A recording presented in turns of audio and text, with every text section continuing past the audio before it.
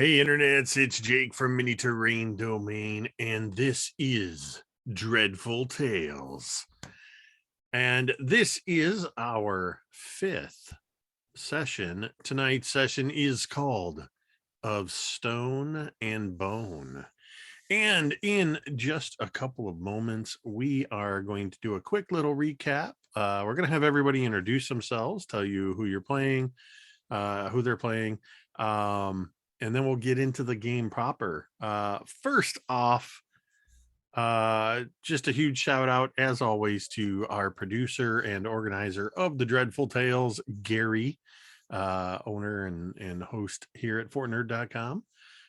So thank you, Gary. Also, if you are looking up over Fluffy's head, I believe is where it'll be, you should see a code for Idle Champions of the Forgotten Realms for an Electrum chest. Idle Champions of the Forgotten Realms is a licensed Dungeons and Dragons strategy management video game uniting iconic characters from novels, campaigns, and popular shows into one epic adventure. You start with iconic Dungeons and Dragons characters like Bruenor Battlehammer from R.A. Salvatore's Forgotten Realms novels, and you can unlock additional champions through adventures and events like Drist Doerden and Minsk and Boo. The gameplay grows deeper with each champion you unlock. Master formation strategy to complete hundreds of adventures based on official D&D books like Baldur's Gate, Descent into Avernus, Waterdeep, Dragon Heist, and Icewind Dale, Rime of the Frost Maiden. Idle Champions is available now for PC and Mac on Steam, Epic Game Store, Xbox One, PlayStation 4, Nintendo Switch, iOS, and on all Android devices. You can find out more and download the game right now for free at idlechampions.com. And again, that code is going to get you a free Electrum chest. All right. We are going to go around the overlay here and have everybody tell you who they are, who they're playing. And we're going to start tonight with Fair.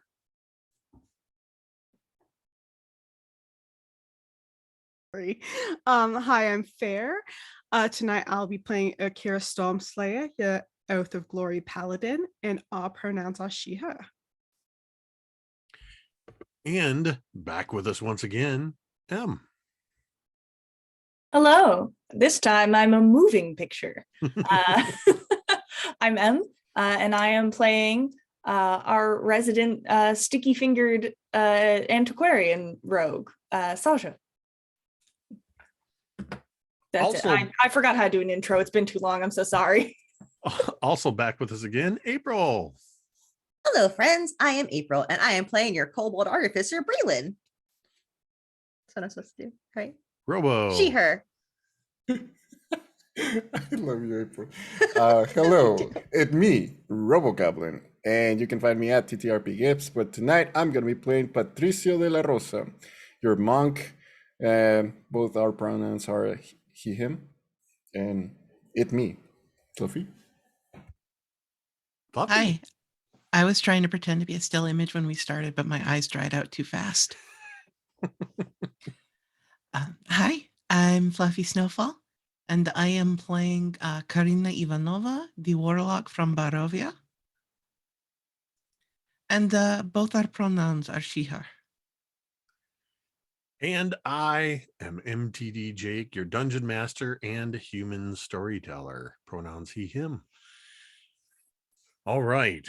Well, you all were summoned to the realm of Ravenloft via magical summons in the form of a mysterious black scroll sealed with wax that when you opened it, a tiny silver bell was rung. And much to your chagrin, that silver bell signified your agreeing to the terms and services of this contract, and you were transported by nightmare horses and wagons into the realm where you met with a mysterious old matron by the name of Vanessa Mournhill at her estate. And you learned about something called the Hornguard Conservancy and the Horn of fate. Partway through that meal, everything disintegrated quite literally as food turned rotten and the building turned rotten all around you and collapsed, you all barely escaping. You made your way to the cemetery at the foot of the hill, where you had to fight a whole bunch of zombies that congealed into a clot and a mimic mausoleum. But you were successful in that endeavor, meeting the keeper and perhaps part of the local cemetery, one Requiem, a being comprised of tombstones, who gave you a little more information about the Hornguard Conservancy.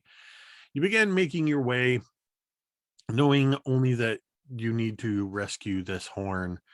Along the way, you encountered a harpy matriarch singing a song of lament, decrying the actions of Requiem, the Lord of Mourning. And then you came to the literal ghost town of Starwallow, where you encountered many ghosts. You encountered statues. In fact, 2 of you became statues for a time. A creepy puppet tried to take control of Karina, but was not successful. You learned from the ghosts, notably 2 ghosts that were commanders and generals in opposing armies, representing the Hornguard Conservancy and the Starwallow. I've forgotten their name because I don't have that page of my notes open, but they were representatives of Starwallow, learning that Requiem is a dirty, dirty liar, and actually represents the Hornguard conspiracy. They worked actively, he and Vanessa Mornhill, to entrap a Feywild unicorn, a avatar of Myaliki, in a grove, corrupting the original Tree of Fate, leaving it here in Starwallow, and basically replanting it and trapping this unicorn, attempting to steal its power. You also learned that there was a magical sword embedded in the tree, known as Requiem's Mourn Blade. You fought the tree, you killed the tree, and Irkira sacrificed her own hand to lay claim to this magical Vorpal blade. And after that had happened, the mists parted, showing you a way out of Starhollow to continue along your path. And that is where we are going to pick up, as this path has opened up before all of you, leading off in the direction you need to go. And as the mist parts and seems to recede even further from the edges of Starwallow itself, you all feel reinvigorated and are healed, and have the effects you as players already know. You have gained the benefits of a long rest. One little piece I forgot to mention was that one of the ghosts did tell you that the unicorn's name was Starhollow. What would you all like to do?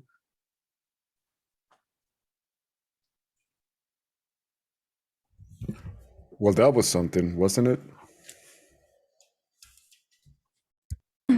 Yes, I'm still feeling somewhat stiff, though I'm sure it's nothing compared to what you're going through, Akira. How are you? Do you need help? What do you mean? I'm fine. Oh, okay. While they're having this I have a- conversation, I have a I'm new hand. poking, I'm poking the exploded remains of her actual hand with a stick.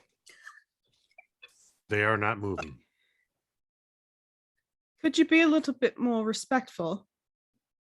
It's really a shame that we had to destroy it. I would have loved to take it back to the Baron. It would have been a wonderful piece for the collection. And you could have gone and visited your hand from time to time. That would have been nice. But now it's there. Should we maybe gather the pieces and I- take it with us? Yeah, maybe we could give it a proper burial. Breland starts like scooping, like grabs a stick and starts scooping it into a pile. Question: didn't the hand just ran off to the mist after we cut it off? The The ghost. ghost of the hand did. The ghost of the hand did. Oh, Yes, the ghost of the hand did. okay. I was confused about that, but uh, do you actually mean that we can actually? What if can we get your hand back on your body, or is that possible? She's got a new Uh, one now. She seems to like it. If I want to be able to wield this sword, I think I have to keep this hand. Okay. I'm sorry. I didn't. I hope you like your new can, I guess. Rakiris is baffled by people apologizing to her and like asking her if she's okay. She's like, I made the decision to do this. I had a long think about it overnight, and I decided that this was maybe it's not the right move, and it'll show itself to be that way. But for now, I think this is one of the very few options that we have. Maybe So now, I did what was necessary. maybe now you could use the new hand and try and transform it into a dragon like Patricio does.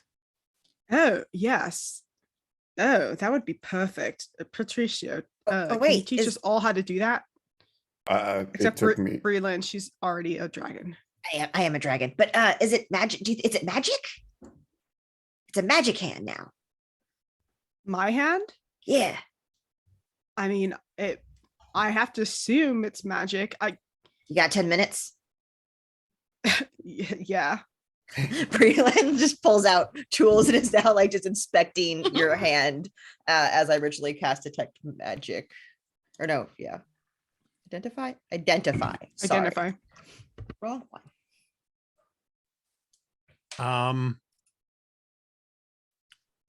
The hand is indeed magical. It is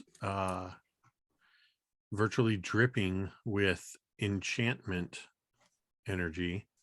And you can almost see, as you identify the magical properties of this hand, you can almost see the connective threads that even when Irkira is not holding onto the Vorpal sword, there seems to be almost like invisible silver threads connecting the hand to the hilt of the sword.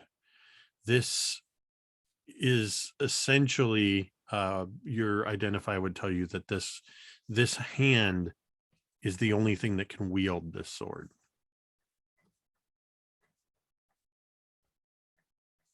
So would that then mean that this is most likely Requiem's severed hand? It's a pretty darn good assumption. Yeah, you're right. You need that to wield that. They're connected.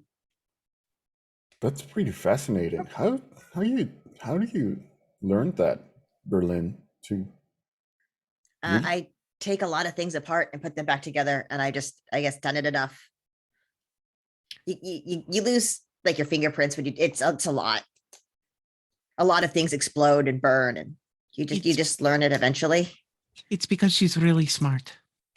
Oh, thank you. I knew that. I just wow. This whole magic stuff is so really complicated stuff for me. But anyway, should we go on to meet Hallow? Leaving Star Wallow to go see Star Hallow. Which one do you That- think they that is named the one. first? The unicorn or the town? Maybe the unicorn had the name first, because Mhm. then the loss of the unicorn meant that the town was sad, so it's wallowing. You are also very smart. You are Oh. very smart. Yes. Very sharp. Very sharp Oh. indeed. Thank you. Akira's just thinking back to when we were asking about Ravenloft and Karina's patron said that the castle was named first, and she's like, I don't know.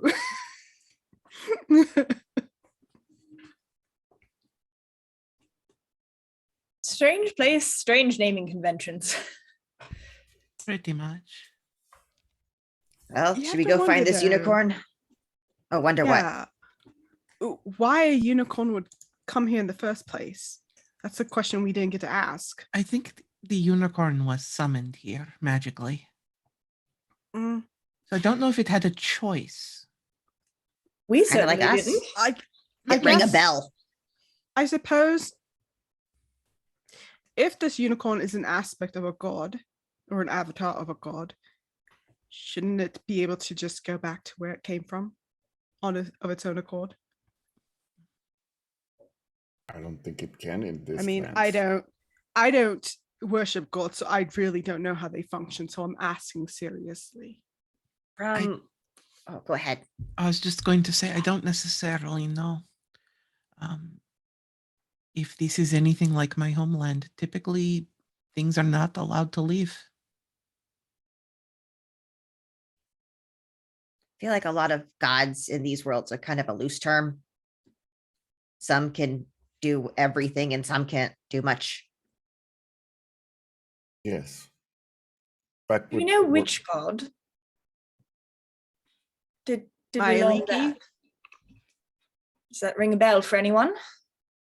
What's the god? my leaky. Mailiki? I'm not proficient in religion, but can I roll religion? Or history? You certainly Arkira's can. dumbass is I'm better at proficient in history. religion. Yeah, I'm better at history too. I can help. We can mind meld, try to remember who this god is. All of us together. Yes. A 17 for history. You know that Myaliki is the goddess of forests and nature, and that her symbol is a unicorn head. Any clerics or rangers or paladins or anybody that serve or worship Myaliki will usually have unicorn devices on their shields or on their armor or something along those lines. Also known as the Lady of the Forest, the Supreme Ranger, and the Forest Queen.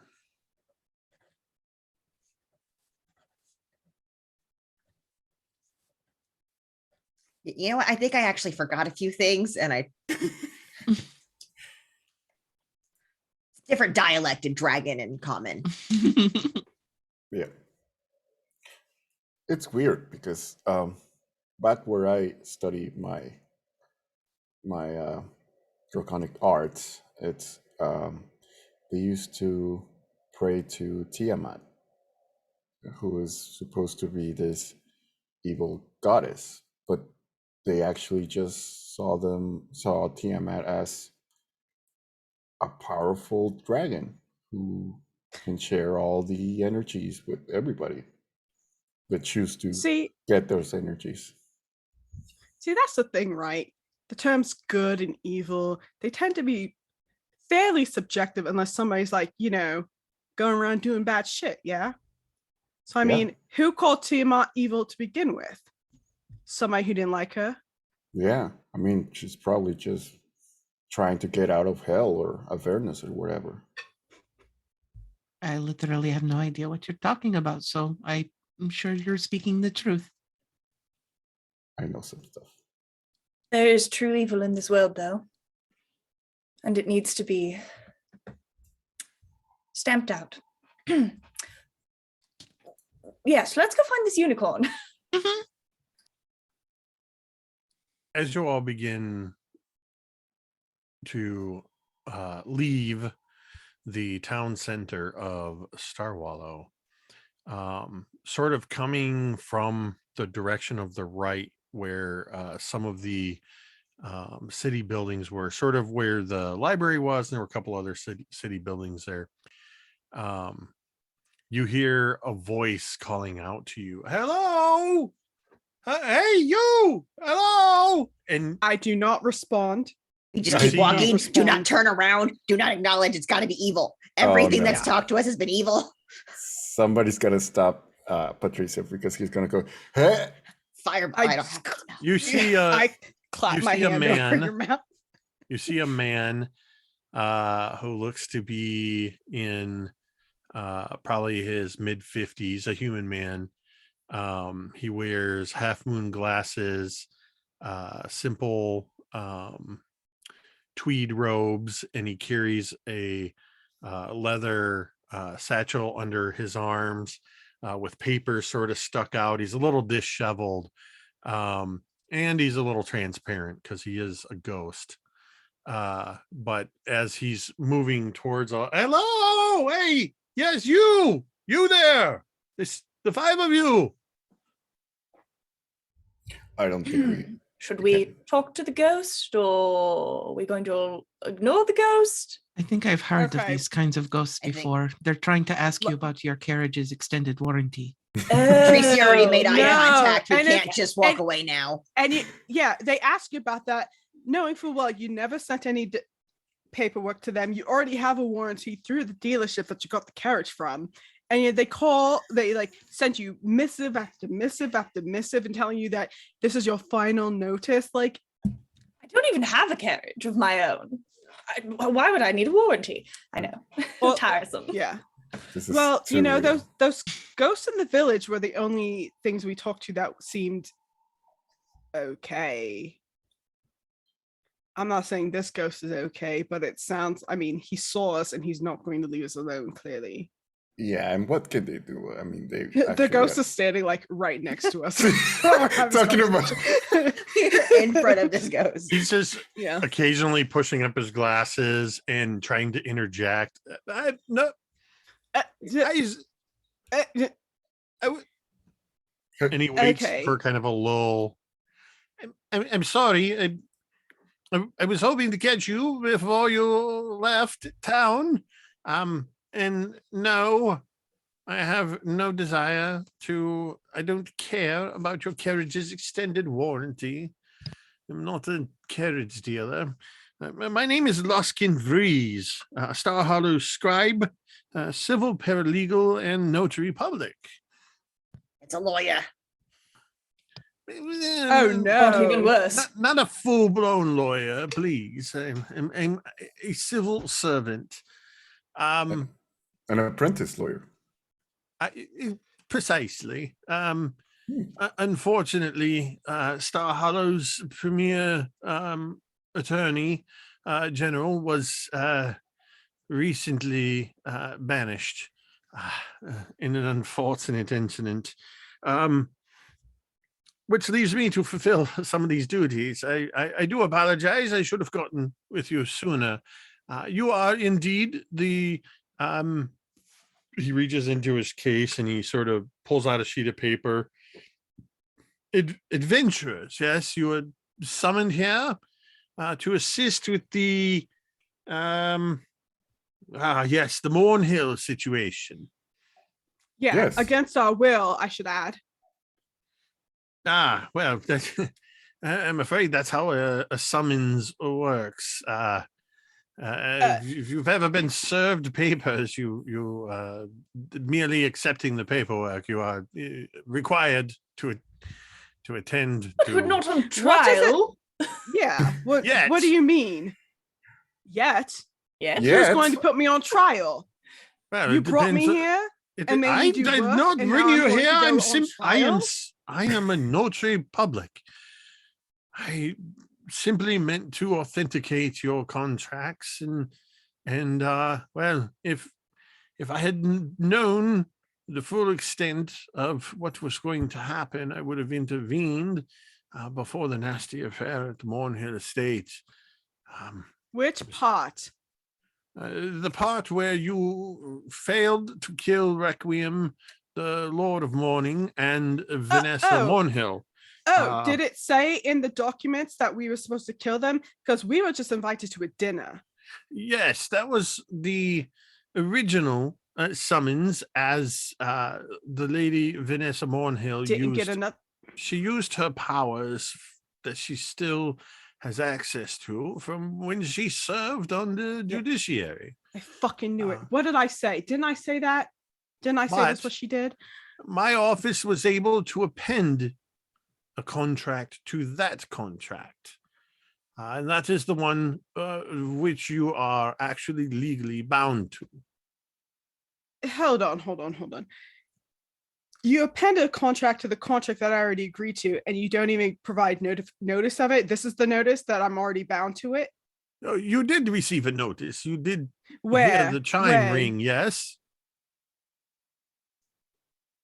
Do you have You your mean when the summons on bell- you? Oh my god. The letter?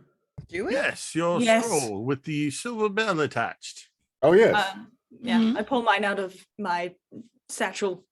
Ah, yes. Do you, I'm not going Yeah. to cooperate with this person. seeing how readily Saja pulled pulled their paper out, he immediately turns his attention to Saja. Yes, here, and he digs around in his bag for a moment and pulls out a comically large magnifying glass. Here, and hands it to you. Take a look at the silver bell itself. Oh Are lord. you No, fucking Fine joking print. with me? See, this is the shit I'm talking about. This is I the shit I'm si- talking about. You bind people to a contract and they can't even fucking read it. And so now I'm stuck here because you guys are shady motherfuckers. See? Yes, this seems to violate the Humans with Disabilities Act, the Humanoids with Disabilities Act. It's not at all legible. Where's the alternate text for those who are hard? It is hard to view things. I will be taking this up with your manager. Anyway. Run your finger across the surface of the bell. Oh, gotcha.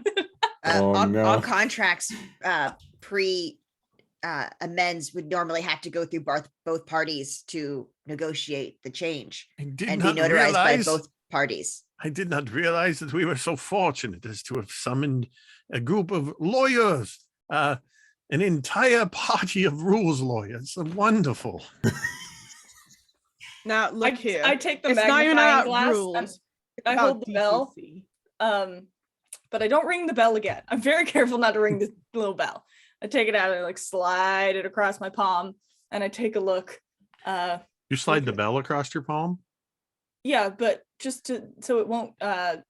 No, that's fine. But you put the bell in your hand and you move it across the surface of your hand. Yeah. So you don't need. So you Uh-huh. don't need the magnifying glass, because as you do that, the bell doesn't ring. You've sufficiently muffled it, but you see the surface of the bell begin to illuminate with a script across it that then seems to expand and unfurl, and it hovering in the air in front of you is a lot of legalese, but it is a binding contract, basically stating that when the bell is rung, you have agreed to the terms and conditions of the contract to kill or otherwise bind the lady Vanessa Mornhill and Requiem, the Lord of Morning. Okay, so here's a question then. What if somebody couldn't read? What do you do then, huh? You bind somebody who can't read to this contract and they don't, like, it's bad enough that you tricked us into this, but what if somebody could not I read? turn over my shoulder and I go, Ikea, can you not read? No, I can read just fine. I'm not that stupid. But I'm thinking about, I have some siblings who cannot read. I know plenty of people who cannot read, and it wouldn't be fair to them to be summoned and bound to a contract that they could not understand to begin with. Yes, Right? I fully I- understand and hear your ire. Do you? I Do hate to you? play fiend's advocate, but what if they only send it to people who actually can read? then that would well, render the conversation. to your observant friend's point here, you will find that would any of you either not read or understand the common language, the message would have appeared before you in your primary language. Were you unable to read, it would have resonated within your own subconscious as words in your language. Please understand, we take the Humanoids with Disabilities Act very seriously and are in full compliance. Oh, that's the only thing you're in compliance with. You have answers for everything, don't you? A very slippery fellow. Literally my job. Okay, so what is it exactly that you want? Oh, also then, do you have identification if we are now to believe you? We were allowed to before. That's a great, yeah. Do you have some ID? I would like your notary license, please, and number to add to my Where- records. Also, the name of your manager and their ID number as well. As I mentioned, the Star Wallow Attorney General has been banished. So I am managing all of these affairs. And as for my notary information, it will all be available here as he reaches in and pulls out a notary stamp. I simply wanted Perfect. to notarize your contracts before you left town. Okay, is this going to bind us to yet another contract? No, it's going to show that your contract was notarized by a representative of the Star Wallow Judiciary. When you've Mhm. completed your contract, it will allow you to return home. So just to be clear, our contract, and Soja has it up, so we can verify this. Our contract is we kill Requiem and Mournhill. You Kill either or kill them bind. or otherwise bind them. I promised somebody ahead, so I think I'll be killing them. Thank you. The means by which you fulfill the contract are I- at your blah, blah, blah. pleasure. It was a yes or no question. Is there anything else we should know about? Any other tricky little pitfall? Something that we don't complete and then, we're all sentenced to die? Something fun like that? Oh, it's excellent that you brought up death. Please no. understand that this contract is completely binding until completion. Your death will not indemnify you of your contractual obligation. Whether in this life or the afterlife, you will still be bound by the terms of the contract until it is completed. Is that what happened to you?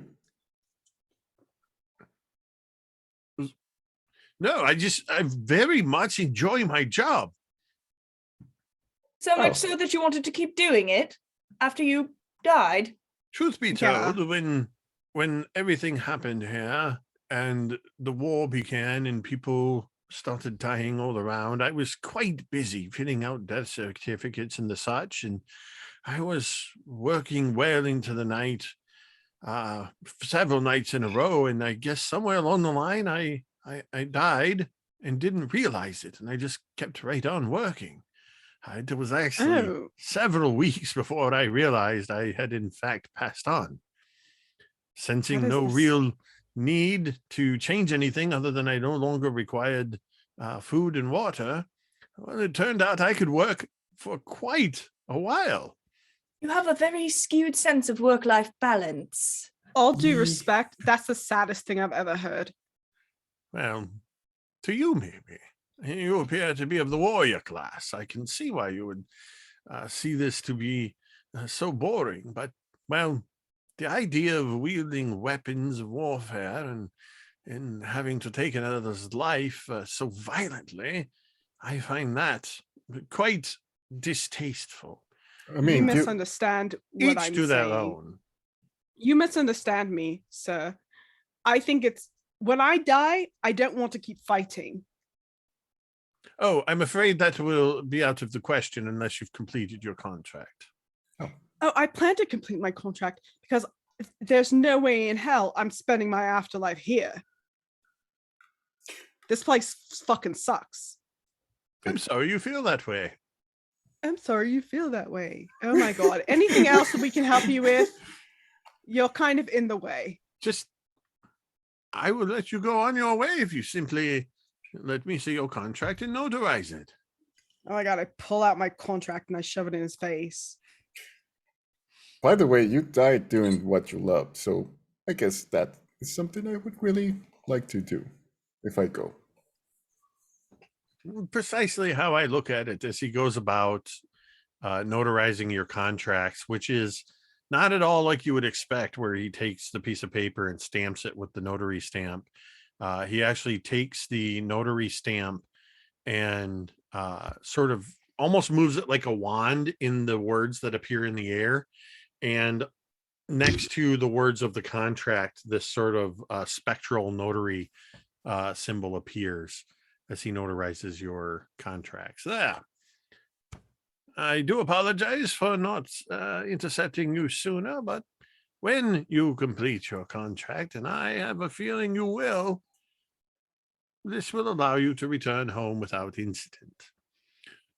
The judiciary must honor the notary stamp. What does the symbol look like on the stamp? Just the it has the appearance of the star wallow heraldry, which I don't remember what if Strike had described it at all. Oh, okay. Okay. It doesn't seem to be anything out of the ordinary. It's just the standard. You would have seen it in places around town. And Okay. it does mention the Star Wallow Judiciary, Notary Public, and it actually has Luskin Vries name as part of that. Got it. That's cool. Okay. Well, No, thank I- you. Half a mind to stay here just to make sure their procedures are reformed because it's absolute bullshit. Oh, I would absolutely welcome the assistance of anybody that wishes to help when you've I do not completed the terms of your contract. I just walk through this person. He just kind of goes, oh, I hate when they do that. Well, Before you thank walk away, Breland will look at it. This all looks official and in proper form. Thank you. I'm glad Spouse. it passes your muster. Walks off. I cast Mage Hand, and there's this floating spectral hand, and I extend it like, I'm at least going to shake your hand. Oh my god, that's the best use of. Oh. He actually takes a moment to brush his spectral hand across his robes and then takes your mage hand and shakes it. Oh my god. It is good doing business with you. And you as well. Do stop by the law offices if you're ever in town again. I'm sure we will be. I look forward to seeing you again. And he kind of looks over his shoulder at where Ikura has just sort of stormed off into the. I over my hand, I take my gauntleted hand, the new one, and flip him off. I never. Your friend is very Apologies rude. for her. She's Don't she has apologize. plenty for of me. other redeeming qualities. But I meant tact everything might that not I be said one of and them. did. I highly doubt that. And he, You know what? Maybe I should die so I can beat his ass. Oh my god. he's in the process of giving a bow to Saja as you say that, and he quickly straightens up and says, well, I suddenly realized I'm late for another appointment, and he turns and begins shuffling off. Like, safe The- travels. I Could mean, have used the ghost of my where how come my hand didn't become a ghost? We could have used that ghost to slap him. Oh, we can find your ghost hand and you can hold it and just slap him with it. Yeah. I wanna Okay. go soon. Gotta find your ghost hand now. Onwards to our way then. Is so? Okay. All right. You as you walk along this path, you very quickly leave the town of Starwallow, and the mist persists in the areas around you. You can never quite see more than 30 or 40 feet in front of you. The pathway seems an interminably long, intermittent cobblestone path, partially overgrown with moss and the remnants of the dead grass that is basically every kind of grass that is considered a nuisance, like crabgrass and things like that. It's sort of spilling over onto the pathway. Occasional trees seem to be bending over the paths. Eventually, and you do have to walk for, you end up having to walk for a good hour or more before you notice a change in the pathway as it seems to widen, and you see that you are standing in front of a set of stone pillars. The path extends off to either side. There's a set of stone pillars that rise up about 6 feet, and they're just comprised of stones that have been fitted together to rise up. And then there's these metal posts that stick up from it, and an archway of wrought iron that just says the words sanctuary in twisted metal. And the path continues on through this archway as well. Is Sweet Tooth here? Twisted Metal. An You ice know, cream truck I drives I past us. deliberately didn't make a Okay, joke same. because I wasn't sure if anybody would get it because it's such a dated reference. That ice At cream least for truck me it haunted is. my dreams. You know, the word sanctuary feels a little bit false here, considering everything we've already experienced. Yeah, I absolutely don't trust this at all. No, not at all. Can I insight check the sign? Yeah. It's very metal, very twisted. You can make any kind of check you want against the sign. It will still say sanctuary. Yeah, all right. But do I believe it? No. You said there was a gate? It's just an archway with the path Okay. continuing on beyond it. But again, you can only see about 30 feet into the mist. Should we keep going or should I don't think we have Does- much of a choice. Did anybody remember the map? Do we have the map? We don't have the map, right? Should we even trust that map? That's a good point. That's a really good point. I mean, quite frankly, if I had to choose between trusting the paths that the mists are opening up and trusting that map, I mean, it sucks, but I'd have to trust the mists. Onwards to the mist, then. Do uh, you choose to walk through the archway? I- Guess so.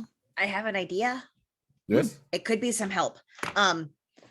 So this morning before we left, I did some tinkering and Breland's gonna dig through her bag and start pulling out rocks that are attached to like wires and strings and like take a hammer, hit it a few times and shake it, and you see it spark up. And Dwayne the rock homunculus appears. It's like this is the rock. We all named him Dwayne together. They could go forward and like 30 feet ahead of us, and if there's something bad, they could just run back. Or we could send Dwayne through the arch first to see if anything happens. I do like that idea quite a bit. That's actually a really good idea. What if you sent Dwayne in and then I could have Orlok fly over the arch? Oh, that's smart. We'll have a bird's eye view and a ground view. Yes. Oh, Two brave creatures. you're really smart. Yeah, We're a very both smart of group. you. What do you say, little guy? You ready for stretching your wings? There's a little chirp from the bat and climbs I- up onto her I see shoulder. Orlok just sort of stretching the wings out and just doing one of those just cute little, well, as stretch. cute as a half decayed bat can be. But just a little one of those yawns and stretches that when it yawns, its jaw sort of quivers. And then Adorable. Mhm. ready to go. Ooh, big stretch. So you're gonna send The Rock and Orlok, which sounds like an excellent buddy movie. Mhm. The Rock and Orlok, one on the ground and one in the air to investigate ahead. Mhm. And Karina, are you doing your connection to sensory then? Yeah, I will connect and I'll just kind of put my hand on the nearest person's shoulder just to steady. And Crouch down. Brilliant, you don't have any such connection to your No. homunculus. You're just sending The Rock forward and Yeah. hoping he comes back. Yeah. The Rock and Orlok is the next installment of the Fast and Furious series. I would Shaw? watch that. No. It's the Hobbs and Shaw.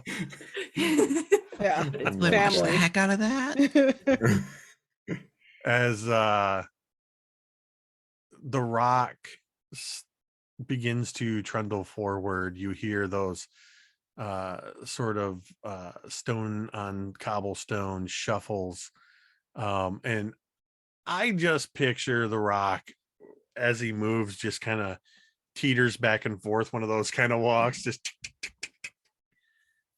Meanwhile Orlok takes to the air, wings flapping furiously, and for a moment, Karina, you see through Orlok's eyes the party around the outside of this archway, and you see The Rock begin teetering forward, and then you fly forward yourself and very quickly encounter the tall stone steeple of a church. In this steeple, as you fly up and around, you see that the where the bell would be hanging, the bell has been split into 5 pieces, all lying around inside the edges of this bell tower. You see the slate tiled roof, going down to flying buttresses, and it's quite a large church, it appears, or temple, or whatever it may be. And the rest of you on the ground, you hear the shuffling sound of The Rock, and then just shortly after he disappears into the mist, you hear this chunk, this heavy sound of rock against wood, and then you hear dunk, dunk, and Karina, through Orlok's eyes, sort of flying around this belfry, if you will, you see at the front doors of this church, you just see The Rock just periodically dunk, dunk, bumping into the door. It appears to be a very large church or I sanctuary. think Dwayne found the church door is having issues opening it. Oh, so come back. I would have like that shit. I didn't think it through. I didn't tell him if he ran into something to come back. Just told him he ran into danger to come back. And I just whispered to Berlin, does The Rock speak? No. No. It's just a pile of rocks. Oh, okay. I kind of made it into a kind of a humanoid form because it was my friend, but really it's literally just a pile of rocks and wires. Oh, The electricity is what that I run through the wires kind of makes it move. It's a construct. oh, I get that. Okay. But he's cute. It's very cute. It is very cute. Karina, Mhm. make me your choice: investigation, perception, or insight, as you are flying around this tower. I'm gonna go with perception because bats have advantage on checks that rely on hearing, and blind sight is done through hearing. This is not something that blind sight or hearing would benefit. Oh, okay. So if you want to adjust your choice, knowing that it's purely a visual based check. All right. Well, then I will do investigation. Okay. That would be a 14. That's enough for you to notice that the mist seems a little thinner as you flew up higher, so you could see the steeple rising up, and you can sort of faintly see the rock through and the party through that. You see the mists are a bit thicker in each direction as they have been, and as you are traditionally used to the mists. But what you notice is at the back of this church, the church seems to, where it sits, seems to butt up against the thickest concentration of mist that you have ever seen. It's not just a smokiness, it's almost like a storm cloud in and of itself. It's slightly darker, and you can actually see it sort of roiling in this space behind the church. And at times, parts of it seem to almost expand outward, and then as if they're pulled back in. There is something very bad at the church. In the back of it, there is almost a solid wall of fog, almost like a storm, as if it was trying to swallow up the church, but is being kept at bay. Storm inside the building. If you're talking, I can't hear you right now. What? No. I'm unmuted.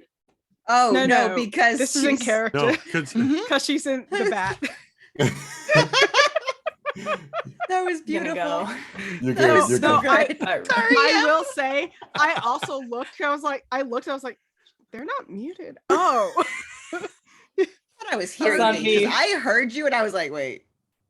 yeah, yeah. I was like, wait, I- you told me that might be a you problem. and I didn't even think about it at first because I totally knew where she was going with it. Oh, Boy. that was wonderful. Um, We tap. You could feel though, right? Mhm. I think we would tap your hand, or I would tap your hand, like tap tap tap tap tap. Okay, I'll come out of bat view. There's a momentary disorientation, but not anything you're not accustomed to. As Orlok is still in flight, you just are suddenly not. Mhm. But your senses snap back to you. Sorry. What? Oh, So, the storm. Were you saying that out loud? Yes. right? Yes. The storm, is it inside the building or is it trying to get in? It looks like it's right at the back trying to get in. Interesting. Hmm. Well, And it is basically a solid wall of storm. we have a storm slayer right here, so we'll be fine, right? I Good was point. thinking the exact same thing. I mean, that Aptly is my named. last name. Could it And I- actually be a sanctuary, but to keep everybody safe from the mist?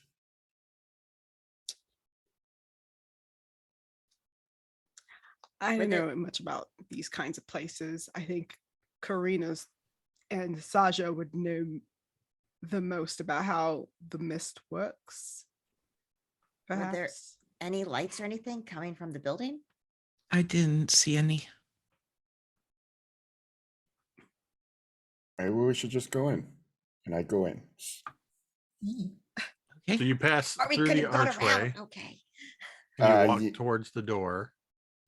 Uh-huh. Does anybody follow? Yeah. Yeah. All right. I'll call my Okay. bat back as well. As soon as we get in range, I call the rock back.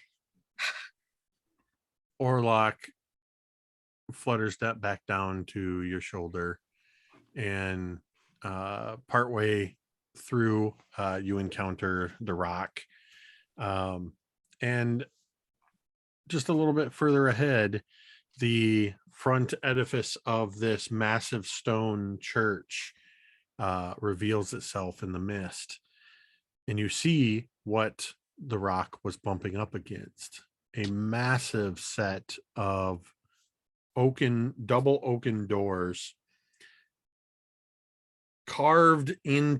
intricately carved into these doors. There's all kinds of filigree and scroll work that around the edges that appears to look like vines and tree branches and sprites and all this kind of stuff.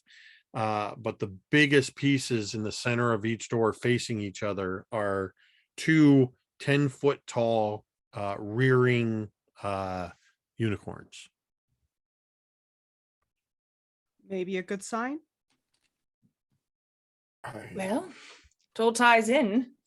So, The unicorn statues themselves. Can I tell how old they are? The kind They're- of craftsmanship that was they're- put into them. They're not statues. They're the what's the word I want? Like a frieze or whatever. The carving, they're carved into the surface of the door.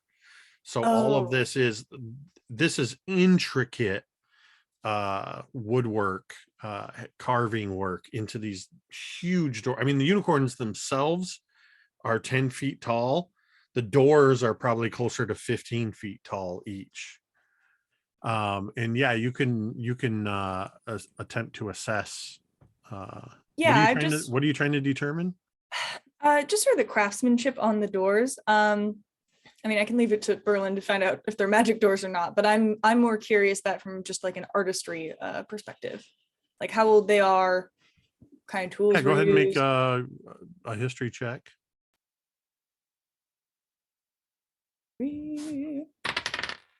could I? That is a um, 19. Nice. I was going to say, I'd like to use my background feature.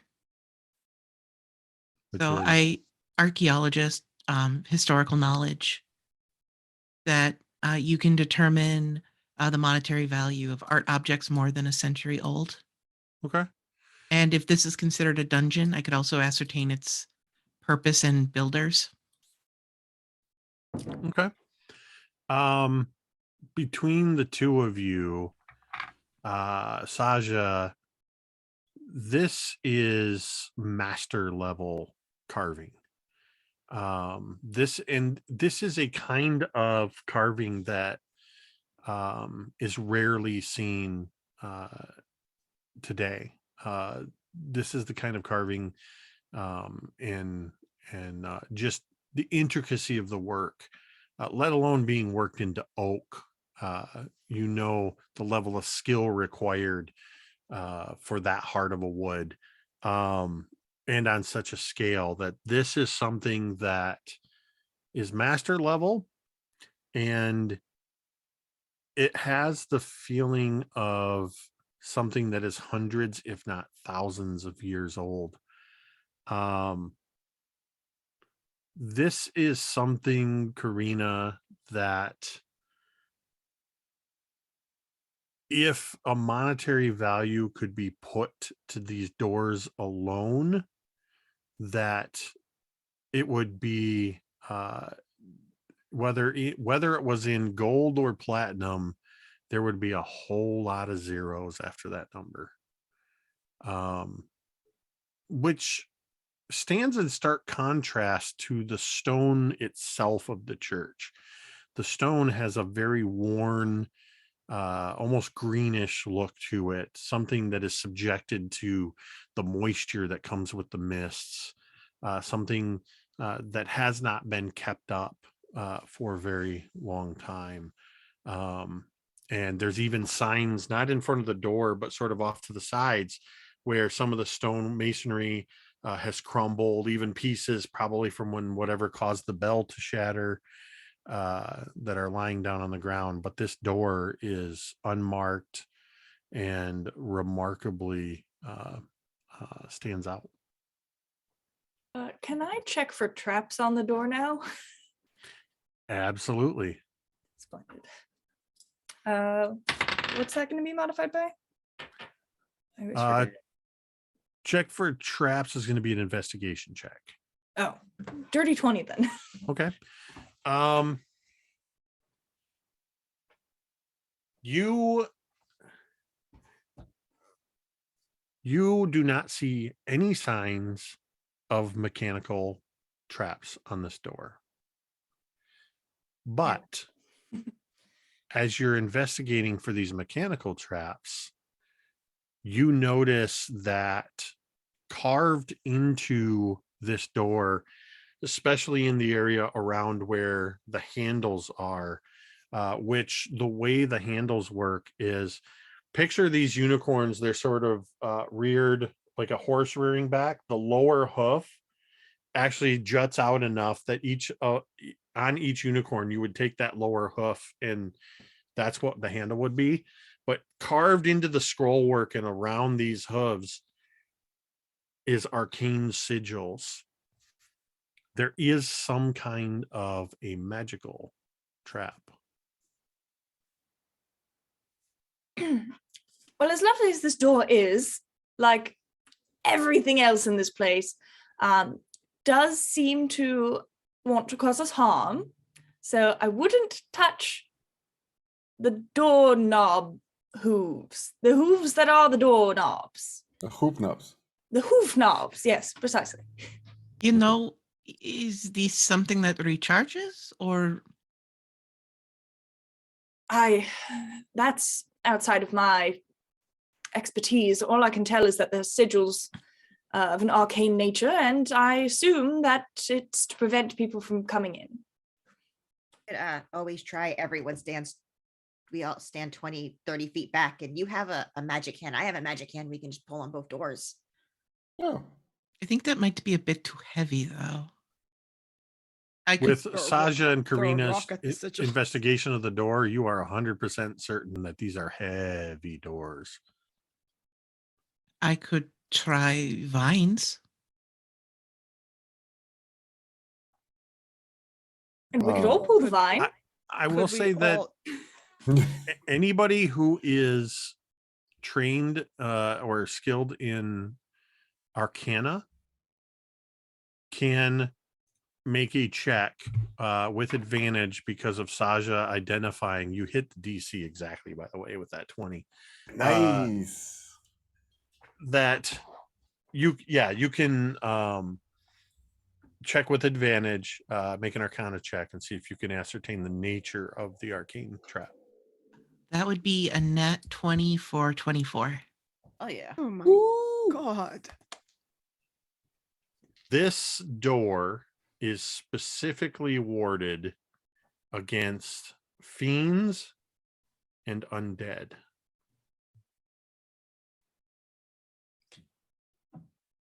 Well, that doesn't apply to any of us, does it? Does it?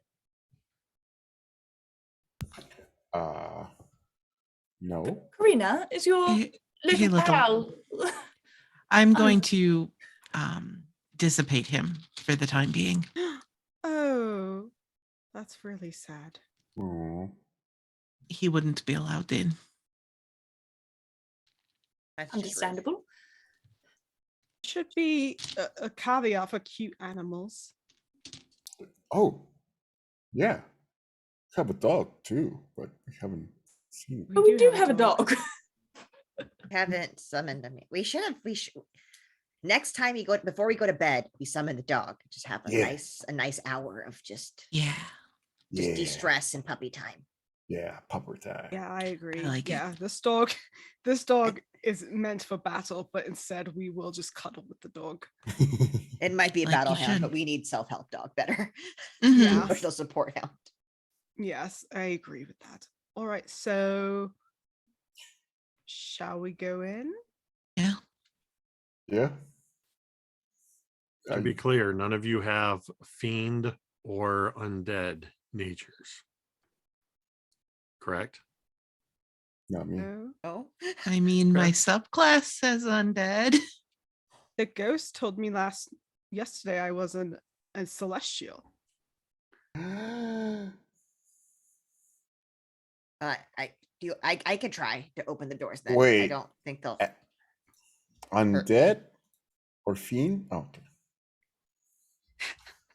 Let's say, am I the Uh, only one who could go in here? Now we're nervous. I just know that I am just a kobold. There's nothing weird. I just can know open the that when door. when I told you the nature of the arcane lock, all of you hesitated over answering that, which is why I'm asking for Oh clarification. no. No. For me, I was hesitating because it was like, okay, well, somebody came in and warded it against fiends and undead. Like somebody, this is like a sanctuary. That was my only thought. I was just thinking like that. I think we were just all absorbing the information. I was worried that one of our party members was a fiend or undead. Oh. Yeah. Yeah, I was worried about Corina. But Yeah, Yeah. same. Yeah, I was worried about Karina. Oh, but Karita's an angel. I mean, She's so yes, sweet. she is. She's the fierce protector of us all, and who's gonna carry us into great battles. But can we try the door? Sure. Maybe it just stops them from opening the door. Yes, that was my thinking. Yeah. We can just try opening the door and then. With a shot? Okay. What are the odds it'll be a mimic again? Why Braylon did takes you 3 say steps that? back. Wait, give me a second. Surprisingly good. Breland just starts like Akira- walking backwards You- slowly. you know what? Akira sighs and just goes to open the fucking door. I just because I'm curious. Everything keeps eating me anyway. It's fine. and because you said the words, what are the odds? Somebody, Oh, no. well, Akira, you're the one that grabbed that. Roll me a D100. Oh God. You lose your other hand. There is literally a 1% chance. You would have to roll exactly what I rolled. I got a 35. Okay, it's not a mimic. Okay, perfect. Okay. Oh, all right. I'll pull the doors open. As you pull the doors open, you see the sigil. As soon as you place your hand on these hooves, you see the sigil illuminate with a golden light, and it seems to raise off the door, and the intricate patterns of this sigil sort of move in counter point to each other, and then you're able to open the doors, these heavy doors that and swing them open. But you also notice that sigil stays hovering in the air in the doorway. Oh. Mm. Oh, it's like a TSA security checkpoint. I was afraid that your new hand was trying to prevent that. But Oh yes, Oh. the Transplanar Security Association. Yes. Just like that. I don't think my hand's not really dead or fiend. It's just sort of magic. I think it's just I can feel it, but I don't think there's anything really in there. that's such a weird thing. I didn't identify anything fiendish in it. Do you miss your other hand? Well, I do now that, especially because it's been destroyed. No. But again, I did what seemed like the best thing to do for us all. So, Okay. If you miss it too much, we have it in a bag. oh, that's very true. Maybe we can find a cleric or a druid or something, and they can fix it up or something. Yeah. I'm gonna try and go in through the sigil. I just hope my other nature doesn't interfere. As you Wait, what? step to pass through the door, Uh-huh. Hold on, D&D Beyond's acting up on me. Let me just double check something.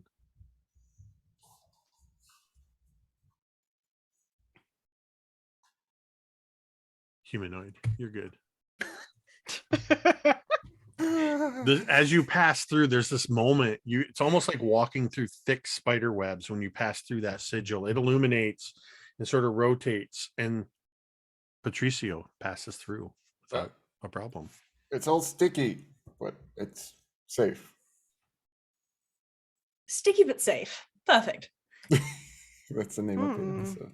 Sounds like my kind of weekend, and Breland will walk in next. Okay. Maybe that'll be the new Oh. title of this episode: "Sticky but Safe." Brillin says this, and I think Urkeo's like, you have some stories to tell.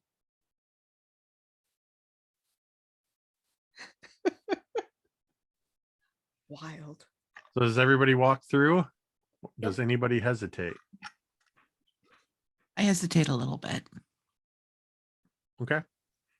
Hesitate as in like kind of like as you pass through, or like straight up not going through? I'm going to get up to the door and I'm going to thorn whip myself inside. Okay.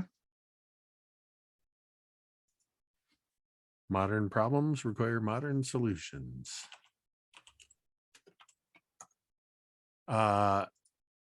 As you do so, sort of rapidly passing this threshold, nothing happens. Okay. There's just that moment where you're like, oh, if anybody's going to get affected by this, it might be me. Nope, you're good. All right. That's 1 point of damage to myself. All of you have now entered into the sanctuary. It takes a moment for your eyes to adjust, because the only illumination in this sanctuary is from hundreds upon hundreds of candles burning all along the edges and in various places around the interior. You see that all of the pews in this church have either been pushed to the sides or turned into kindling and spread out. It almost looks like, from the entryway, it almost looks as if a violent force shattered and pushed all of the pews, the wooden pews, off to the sides. So this massive sanctuary, this thing is like, excuse me, at this point is probably 60 feet across and 100 feet deep. Candles burn in the windows, which themselves have been partially boarded up from the inside. You can see bits of stained glass peeking through the boards. Candles piled on candles, wax running in rivulets down the walls. And up near the front of the church, there is a jumbled mass of broken tombstones, and arrayed in a semicircular pattern out from these tombstones, or this cluster of tombstones, are several upright tombstones that have been like intricately chiseled and carved monuments that have been set up as if this sanctuary has been turned into a cemetery. On each of these tombstones, red, black, and white candles are, some of them massive, thick, like 6-inch thick candles with 3-4 wicks, burn, and again, thick rivulets of wax runs down these tombstones, pooling on the floor and casting this entire room into a flickering yellow light that is also as equally shrouded in dancing shadow. What would you all like to do? Well, I don't like that very much. No, Too many not entirely tombstones. advice. We could just Uh, leave, right? We don't need to stay here. This is not a unicorn. No, it's but not. I have this hunch that maybe this is where Requiem was born or created or something. Oh. Strange question, but how far down are the candles burned in the church? Some of the candles have been burned to nothing, and they look like they have been, for what appears to be a very long time, repeatedly replaced. So there are some candles that are literally just a molten pool of wax that just hasn't quite spilled the wick yet.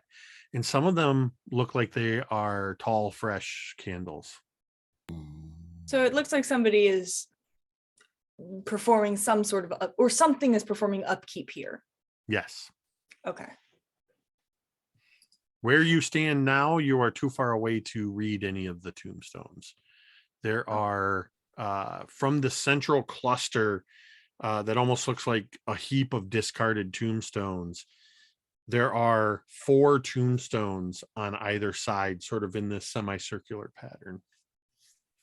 So a total of 8 tombstones. Hello. Your voice, hello, hello, seems to reverberate around the interior of this space. Patricio is the person in a horror movie who just dies first. Yep. Oh, big time. I mean, it was I'm less concerned because the rock was hitting on the door and no one responded. Oh, Very rude, actually. So maybe no one's here. As Breland is like cautiously walking closer to the tombstones. Yeah. Can I do like an Arcana check or anything to see if I could feel magic coming off of it, or before I do detect magic, or do I need to like detect magic? Yeah, I think you'd have to you would have to do detect magic to actually sense any magic. you can do that as a ritual? Yeah, it takes 10 minutes though, or it's a spell Okay. slot. I don't know if we have 10 minutes. Well, you can do that, and you can. Patricia's just gonna start You just walking to see what's look and written not in the touch tombstones. anything. Okay. Yeah, Yeah, Breland will I'll- set up and start casting ritually detect magic, and while everyone investigates. I will move ahead in front of everybody just in case. Okay. Don't trust it. I will tuck away behind like a discarded pew or something, so I'm not like in the middle of the floor. Okay. Patricio, you said you're going to go look at a tombstone. Which side? And yes, let's start with which side, left or right? Left.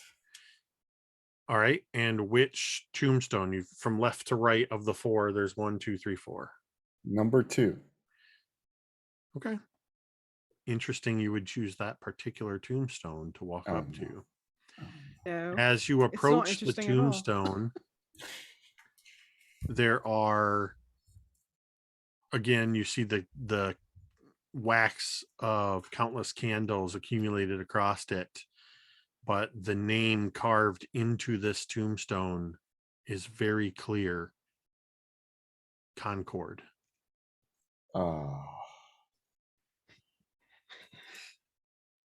I see the name of Concord here. Does it say where? This just a name, doesn't have like a It date. or- literally only says Concord. Okay. So I'll just say this is the tombstone that says Concord on it. I mean, no offense, we've seen a tombstone with his name on it. We've seen what was supposed to be his body. I don't Honestly, think, how many times has he died in this town? yeah, I'm hesitant to believe that this isn't the town playing tricks on us again. Yes, I believe that too. I don't trust this thing. And I go to tombstone number 1. You move to the left to a slightly smaller tombstone. And as you look at this tombstone, the words that are carved are not in common, but the common name is spelled below the draconic word Berlin. Wait, which number was that one? That was Number number one. one on the left. Number. And I turned to Berlin. Is Berlin still doing the ritual? No. Okay. Yeah, you whip your head over to where Berlin is still performing their ritual. This one says Berlin. What? That's not good. I'm guessing Well, these are the mm. tombstones for us. Very considerate of them to make them in advance. Quite. I mean, wasn't what's his face doing it in advance? Oh, he was. Yeah. How'd you get them here so fast? Dude, no, he's a fucker. Who Agreed. knows? Nobody wants to know how fuckers do things fast. Okay. It's true. Just sort of fuck about. Are the rest of our names there? I go and check in every tombstone to see if As Patricio makes his way around this arch of tombstones, you move from Berlin to Concord. The next one says Dr. Cornelius. Oh, The next one says Urkira Stormslayer. Crossing to the other side, you see Korina Ivanova. The next one says Patricio de la Rosa.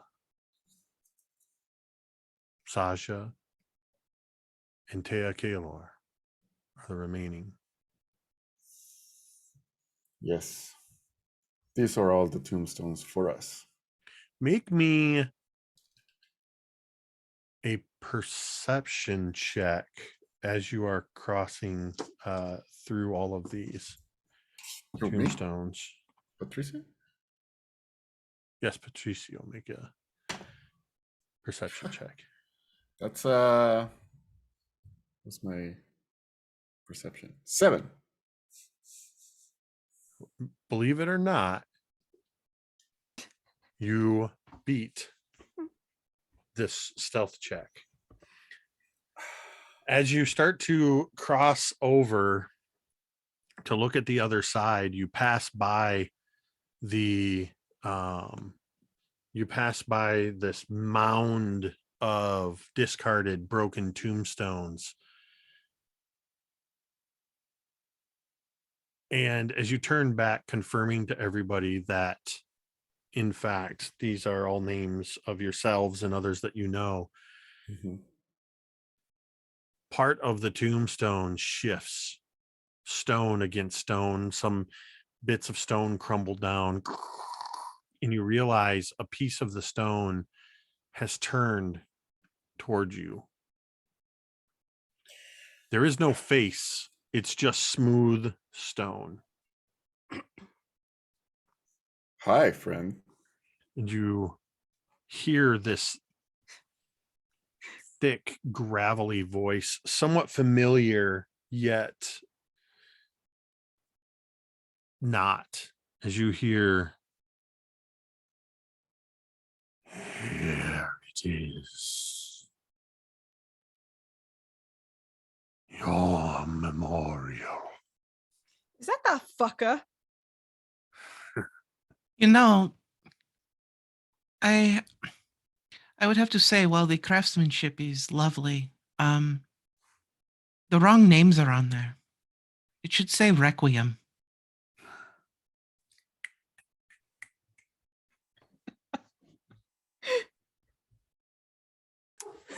These are your memories, And then it's a which shame that you'll have. now lay before my feet. It's a shame then that no one will record yours.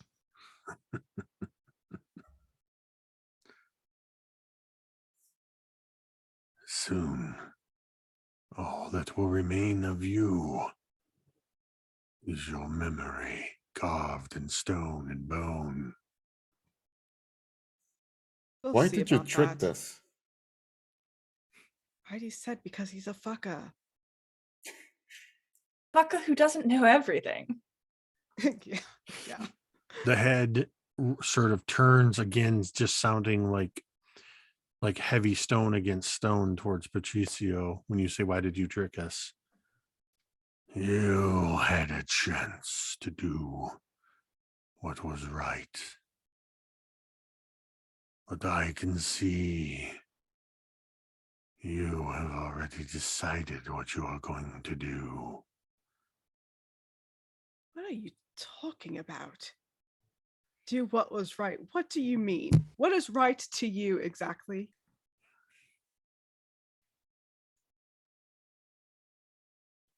You could have killed me. Oh, yes, because we knew that you were an evil, bad person who deserves to die at the time when we met you. Yeah. It's what you are brought here to do. Oh my goodness. You know what? I'm so sick of having this conversation with people in this world. You know, you can't just send people fine print and expect them to be able to read or see it, or amend contracts and don't give them any sort of warning that you're doing such a thing. We had no idea until like maybe 2 hours ago that we were supposed to kill you. She's really pissed off about the contract thing. You As- God, As You they're nobody all- here has arguing- any sort of decorum. As they're arguing, Breland stops ritual casting and slowly pulls out the cannon. You Not you all wasting hear it the for this. sound of stone cracking and shifting. And again, there's just this sort of clatter as pebbles are falling away. And you see pieces of this rubble pile sort of pulling themselves away. But it's not the tombstone golem form of Requiem that you saw before. You see as pieces of this stone breaks away, you see an arm sort of pull away and then another, and you see where the shoulders, and he's sort of pulling himself out of this, almost like you're watching stone be roughly chiseled into the form of this humanoid form before your eyes as it slowly rises. And you even see jagged pieces of stone almost seem to hover around the shoulders and behind the head, which is this sort of faceless plate of stone. And it holds its hands out to the side and turns this faceless head skyward. And you hear, "Are you watching? Are you bearing witness to that which you have wrought?" And the head sort of twists. Who is he And talking to? What a fucking The head weird- turns and Vanessa. looks right at you, Yakira. "When all is said and done, I will claw my way up through the 9 layers of hell to tear out your heart and watch it burn in my desecrated grasp." DM, Yes. I'd like to shoot him in the face. Okay. With that, we're going to roll for initiative. Here he goes. I got exactly 1 sentence of my bad guy monologue out before you all jumped in. I'm sorry. Nope, I threatened knew. my I friend. fully expected it with this. No, group. I You never let the bad guy just sit there and consistently- monologue. always Never. at least interject. He could be talking, but I'm having my own commentary. I've my friend played in the with you background. enough now, Fair, to know Oh, that. you talked. God, you talk too much. I would Oh, have man. liked to know what the rest of it was, but you don't threaten Well, my apparently friends. he's going to rip my heart out or something. Like, I'd like to see you try. Just very aggressive. For some Mhm. You're Yeah. Kira. For What do the- you get? I got a 13. All right, Karina, 16. Sasha, I rolled a natural 20, so that's 23. Hey, Beautiful. Berlin, I also got a 16. Patricio, 7. and I already pre-rolled. So first How up, dare let you. me set the numbers here. That's 1, 2.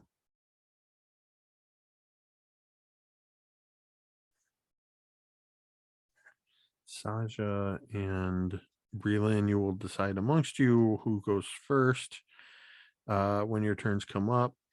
And then Didn't Sasha get a natural 20? Karina, It's and Karina Yeah. and Breland. or sorry, Karina and Breland. I knew that as I wrote the number next to Karina's name, but I looked at Saja's name on my paper. So that would be here and finally here. So, of course, Saja, you are going to have the first action as you see Karina is getting ready to take action, is about to do what Karina does. Okay. So how far am I from our big friend? I would say by this point, you're all roughly within 30 feet. Okay. I'll move a little bit closer, and then I'm going to use my radiant consumption. So I will radiate bright light in a 10-foot radius. And then when I attack or do a spell, I'll do the radiant damage. But for now, that is my action. As you move forward, the tombstone that bears your name, the stone in the floor cracks open and a skeleton rises up out of the floor. It's only halfway out of the floor when it releases a bow shot at you from its short bow at you, Saja. That's gonna be an 18 to hit, Yeah, that hits. which is going to be 8 piercing damage.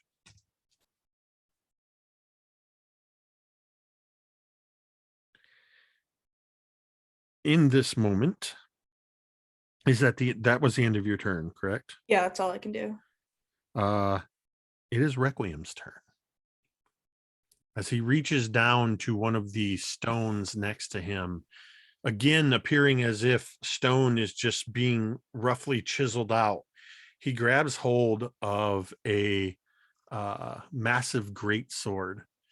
But as the stone comes up into his hands, you see the blade along the edges seems to sort of peel away, and you see rows of sharp teeth in this blade, a toothy maw, and all along the blade you see a tongue come out and lick the lips or along the edge of this as he grabs hold of his maul blade. And he, in a flash, quicker than you would have thought he could move, he charges at you, Irkira. Of course he does. I have his fucking hand in his sword. In his first attack, that is going to be a 12. As the blade zips past your head and shoulders, and with what he rolled, you don't really even have to move that much, but you hear I the don't teeth flinch. clamp together. And as the blade comes down past you, this faceless head turns towards you.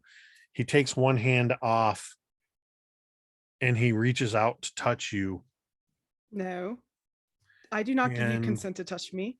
That is going to be, I gotta double check this. So many tabs. I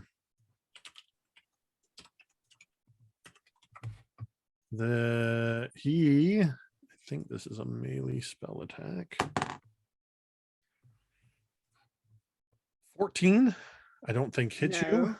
No. So he reaches out to touch you, and you see this necrotic energy leach out from his hand and it starts to curl across your armor. And your very celestial nature seems to repel it back. And you see this faceless head just sort of goes, huh? Like completely laugh at surprised this him. didn't work. I just laugh at him and I'm like, I'm going to take your head. Karina and Patricio. Brilin. Dang it. I have it. The numbers are right here. And I keep looking at the names that are on the other side. Let me like draw a square around your name. Jeez. Glad you guys are paying attention. Karina, after you. Karina right. and Berlin.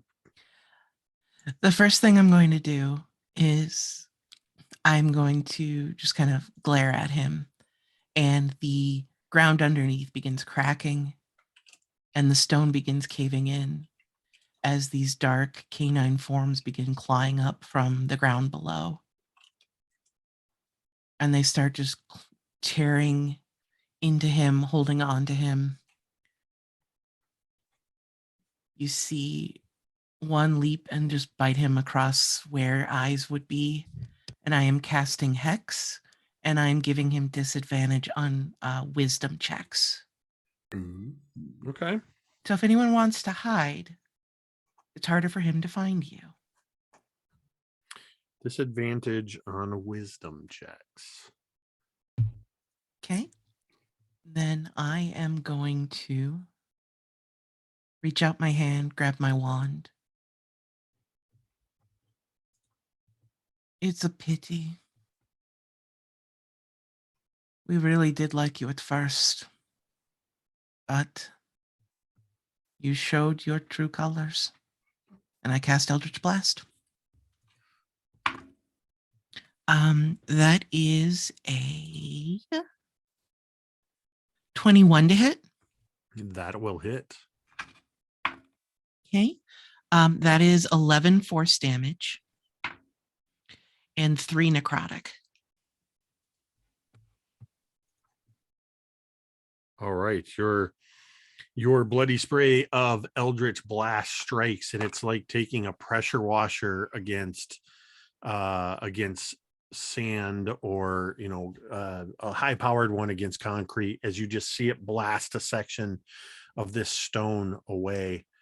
I'm going to You get have- cover behind one of the broken pews. The broken pews are all pushed up against the walls. Oh, okay. Well, I'm going to head towards them then. Okay. That is going to take us to Berlin. As you run towards the pews, we Oh, kind of wait, sorry. Before you go, Breland, Oh, no. the tombstone that says Karina, Mhm. at the foot of it, a skeleton emerges, and this one, as the ground breaks apart, seems to almost levitate up, plant its feet, grab hold of its wrist, and holds its hand out, and die is betraying me tonight. That's a 12 to hit you. Guess what? My AC is 11. I have garbage AC. As it No. does so, it Eldritch blasts you with 3 Okay. 3 points of force damage.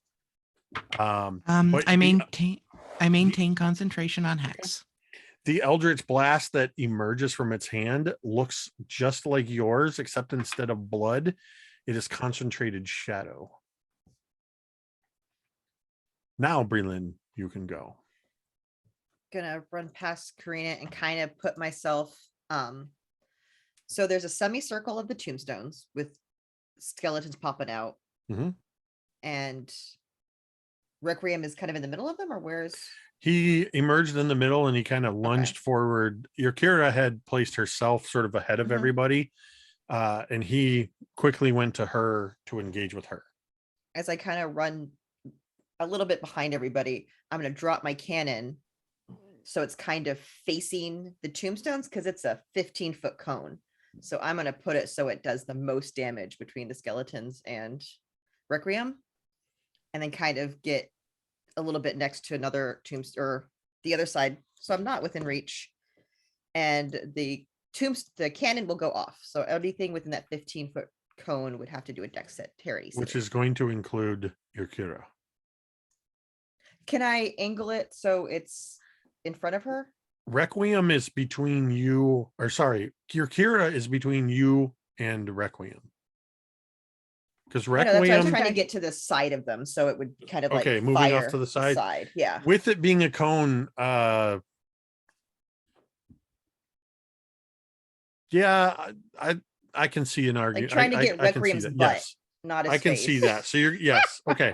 In that sense, I'm setting his pants I'll on allow fire. it. Yes. Yes, thank you. So anything within the 15-foot cone would need to make a dexterity save.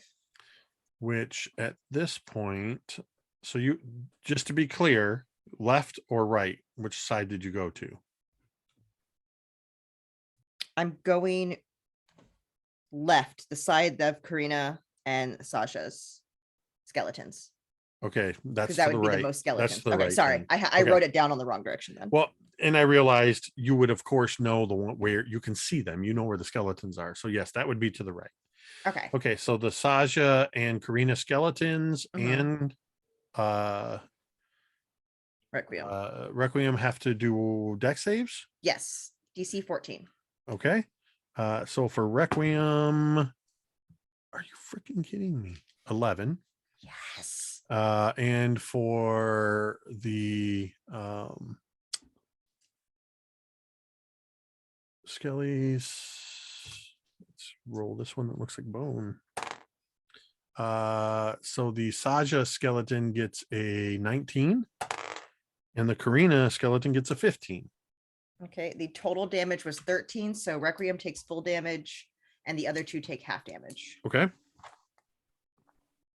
So perfect. Sorry, it was 13 total that he takes. Yes, And it's half damage for the other two.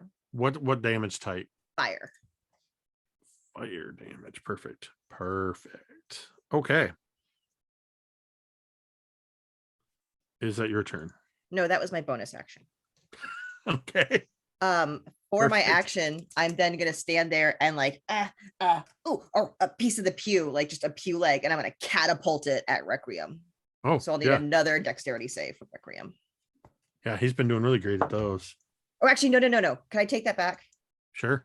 Can I aim it at Sasha and Karina's skeleton? Or I think you can only target one. I with could the I could catapult. target one. So I'm gonna aim it at Karina's because Karina's skeleton's in the middle. Okay. So I will roll for Karina's skeleton. That's a 13. It is you did a 14. Okay. So that's 3d8. So that is 15 bludgeoning damage. That piece of pew flies across the room, striking the one that's already parts of the skeleton are peppered with the charring from the fire damage that went through.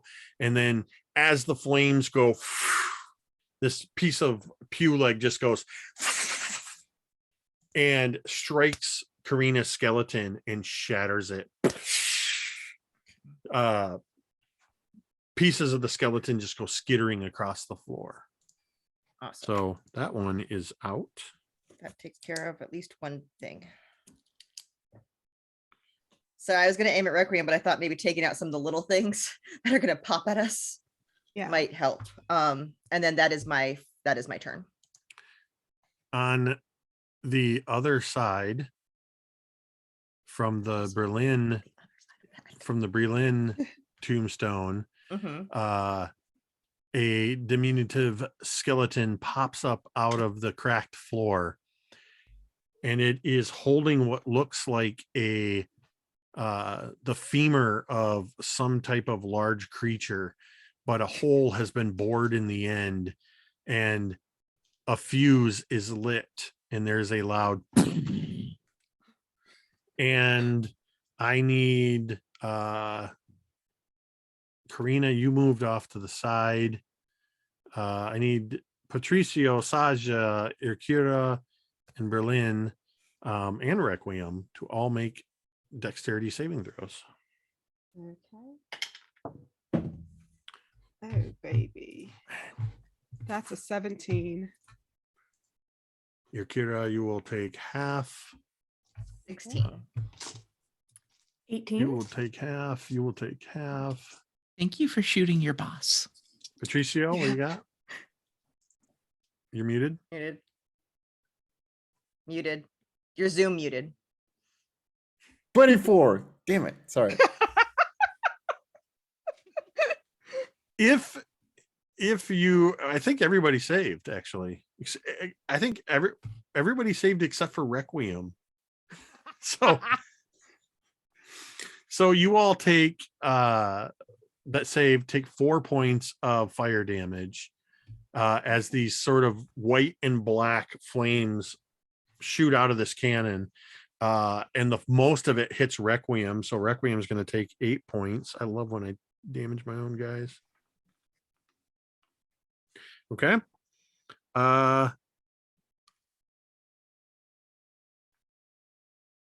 Yukira, you are up next.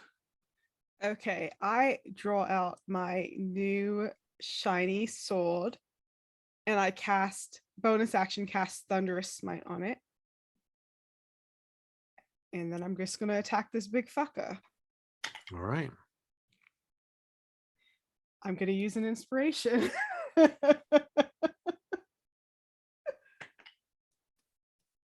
Okay. Let's see. That is a dirty 20 to hit. That I'm will sorry, hit. 21. That will hit. Okay. So that is going to be. Oh, and I'm also going to smite. Mm-hmm. Is he's not, he's just a stone thing, right? He's not undead or a fiend. He is neither undead nor a fiend. Okay, cool beans. Let's see. Thunder Smite is 2d6. Oof. Just making sure. Okay, 7, 14 plus 19 damage total. Okay. Also, he has to give a strength saving throw. 19 damage.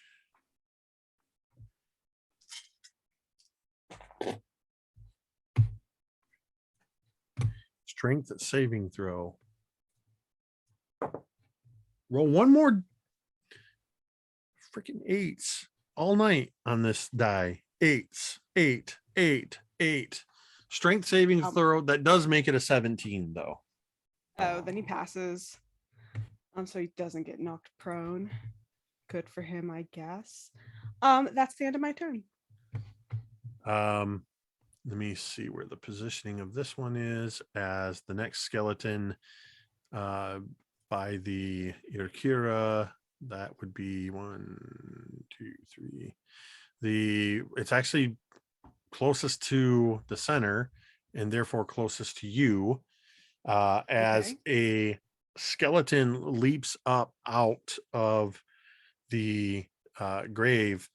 This one has shadowy wings across its back that unfurl, and it has a sword made of bone that, as it's attempting to strike you, it is going to wreath the blade in black and white flame as it is attempting to smite you as well. That is going to be a 16 to hit, which does not hit, Nope. I believe. So this thing comes down and just slams into your armor, and it barely even registers as it strikes you, and these flames just sort of and dissipate as the skeleton's wings even sort of sag a little bit, disappointed. Berlin's catapult hit me. Friendly fire. Sorry.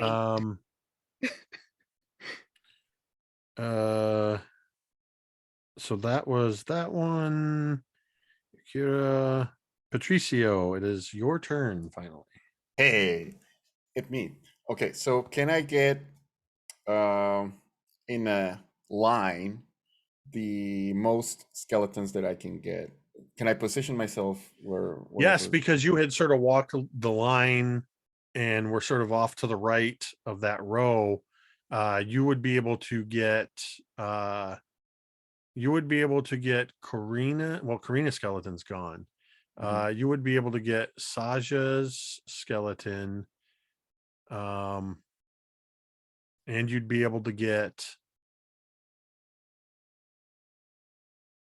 Yeah, I think you'd be able to get your Kira skeleton as well, plus Requiem, because the three of them are sort of in this cluster and you can kind of position yourself in the same way Berlin did. Awesome, awesome. So I'm gonna position myself like that, and I'm gonna punch my fist together, and like this pulse of energy surrounds me, and both my arms are covered in blue scales and blue dragon scales, and I'm just gonna do with my right arm, I'm gonna make a fist action. Well, it's the breath of the dragon. So my hand turns into the mouth of a dragon, and I'm just gonna shoot lightning to everybody, to all the skeletons and that and Requiem. And so you got to do a DC 12. Dex. Yeah. Requiem gets a 19. Mm, First skeleton gets a dirty 20. Let me double check there. Yes, dirty 20. And the second one gets a 10. So the Irkira one failed its dex save. Okay, so everybody Makes who so much sense. everybody who did not save is gonna take 8 lightning damage. Those who passed, they're gonna take 4.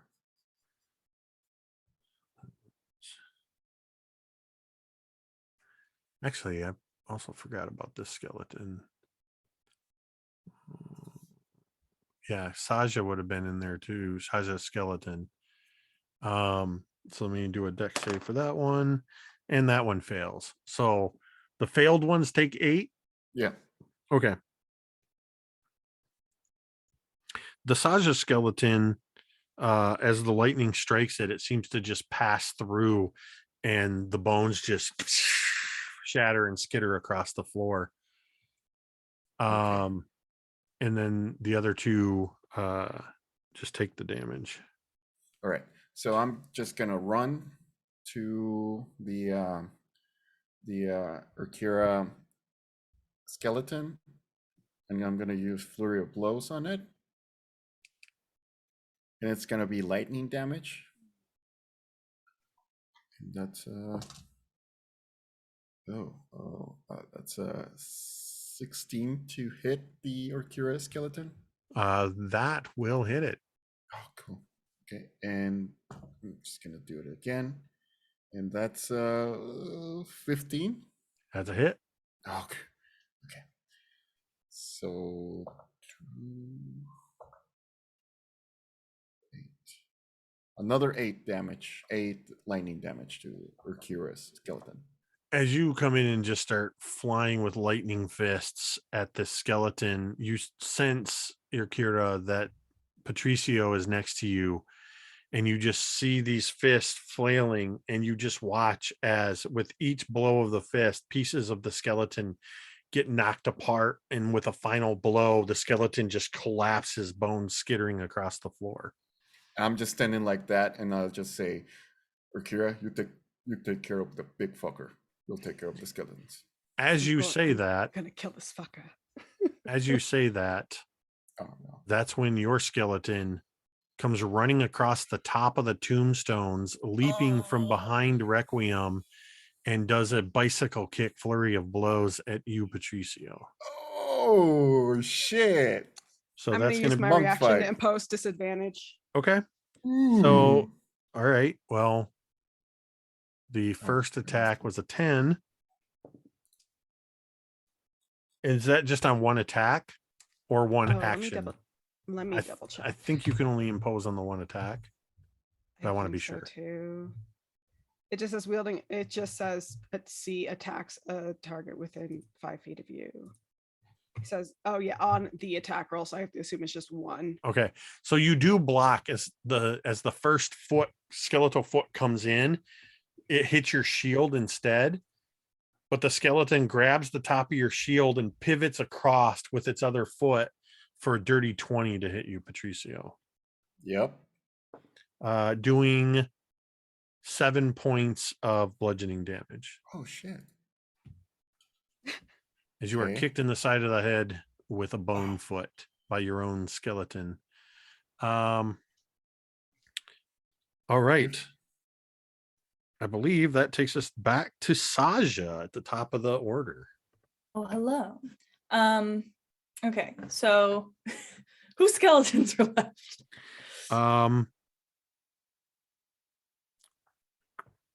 I think just Berlin and Breland, Patricio, Patricio, right? and Sasha. Yes. we Oh, got rid of- Saja's. yeah, Oh, Saja's oh, the right. one. Karina's the one who. Karina's and Akira's are the ones that we took out. Karina and Yakira. No, the Saja one got taken out by the lightning. Oh, okay. Then yeah, it's Yeah, just that's what I thought. Breland. So it's just the and- Breland and Patricio Patricio. skeletons that remain.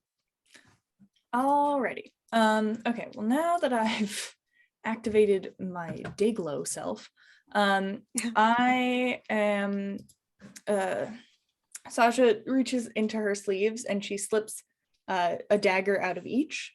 And she is going to toss them right at Requiem. So let me roll for that. That is going to be a 23 to hit for the first one. Yep. Okay, so that's going to be 7 points of piercing damage plus 4 points of radiant damage. And then Sneak attack. and sneak attack because flanked Yep. and stuff Yep. and such. So sneak attack.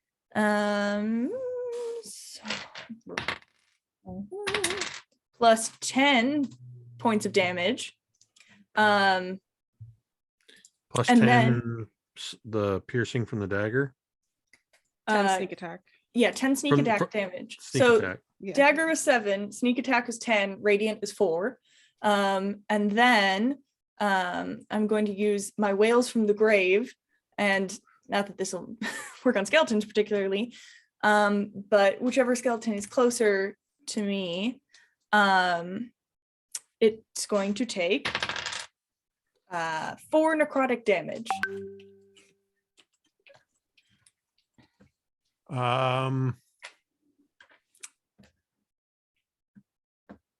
Yep. No.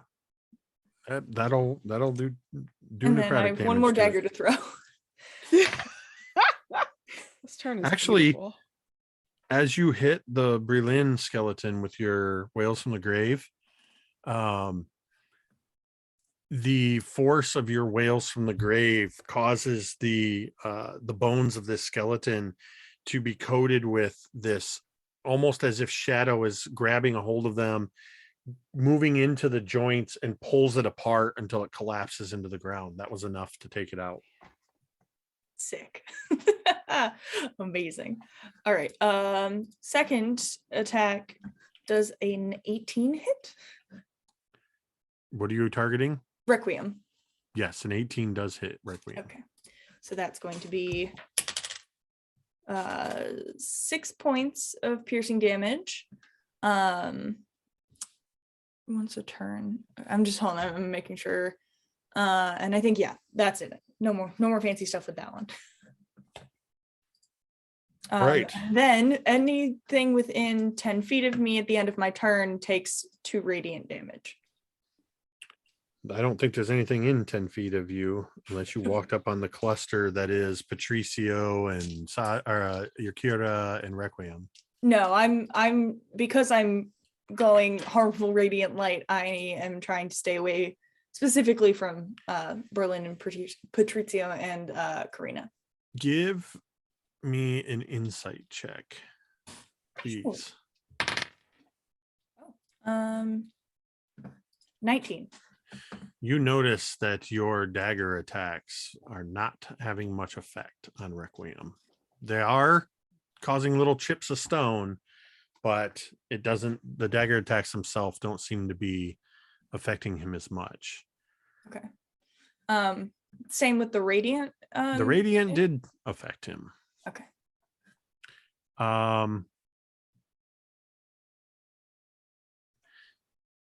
Which takes us to Requiem. As Requiem, this faceless head turns to look right at you, as the two of you, Irkira and Requiem, are swords clashed, and Requiem's maw blade, the mouth keeps sort of, it opens almost like a zipper, like from one end to the other, just sort of this ripple, and this tongue sort of lolls out, curling towards you, but keeping it actually avoids the Vorpal blade. And Requiem tilts his head at you, and you feel the sudden change as your blade moves forward, as Requiem dissipates in a cloud of dust and appears 30 feet away from you, behind you in the center of the sanctuary, as he misty steps as a bonus action. That big fucker. And you watch as it seems the dust seems to move like a reverse dust cloud up from the floor, and just, and he reforms. And then with one free hand, he holds up, and you see in the palm of this hand carved a chipped and fragmented symbol of Myaliki. He presses it to his chest.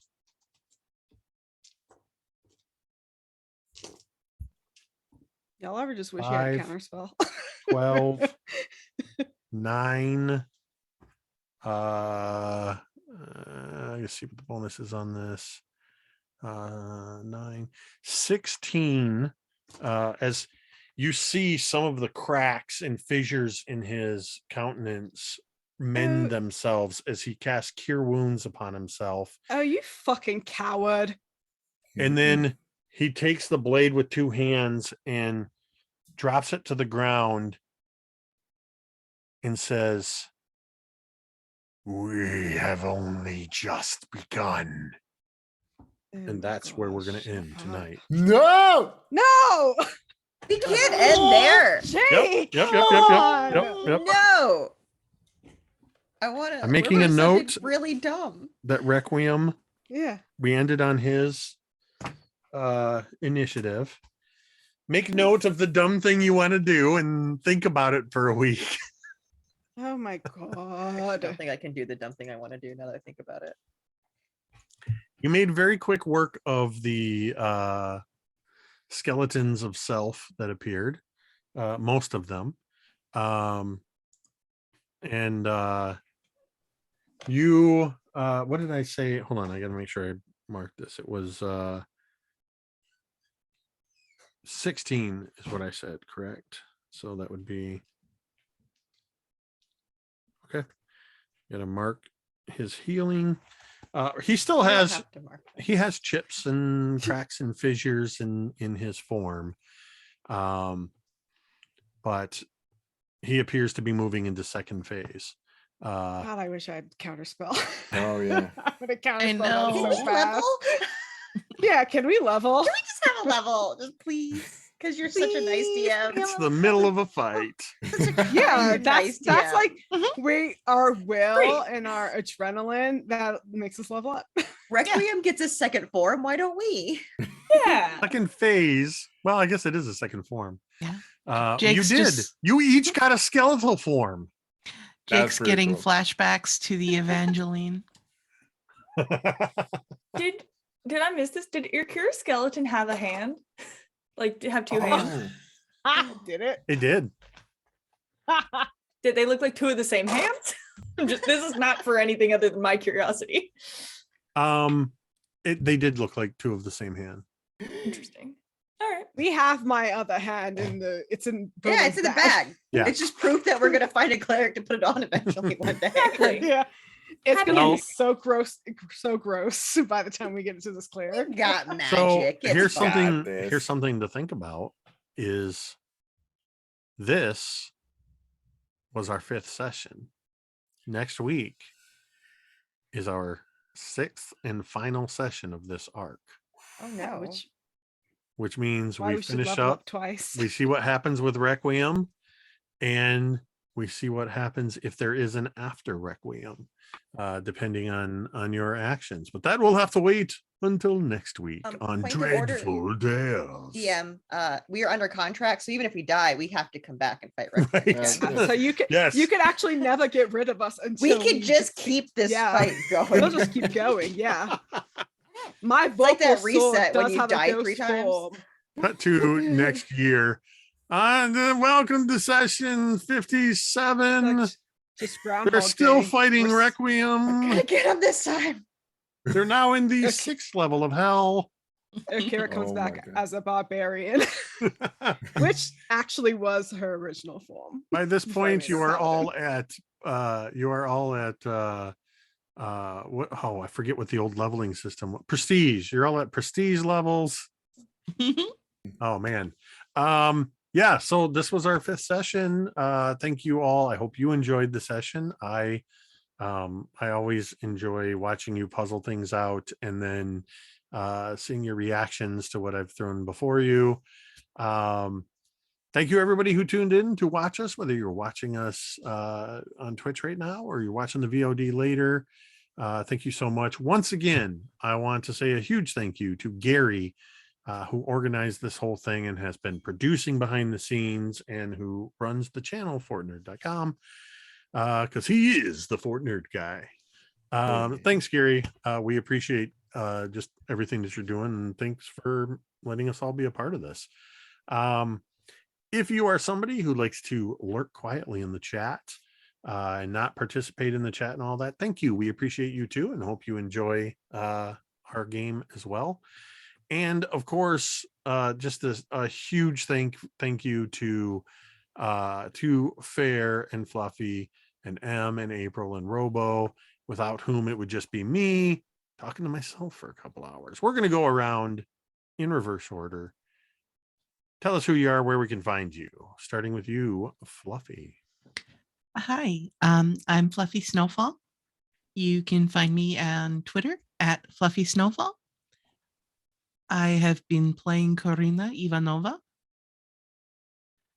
the warlock who is very angry at a big stone guy right now. You can see me also poking around on the Second Star to the Right Twitter as their social manager. And this is the one show I've got going on. So if that changes, I'll let you know. And it'll be nice just doing my own outro this time. No, did they make you do ours too? Make? No, I No. just did them. No, Yeah. but yeah, Fluffy picked up and outroed for both of you in both times you were gone. It's probably better than my own outro. So Robo. Hello, it's me, RoboGoblin, and you can find me at TTRPGames on Twitter and on Twitch. And what do I have stuff? I do have stuff. I do have Utari Legends. I do have my Strixhaven campaign.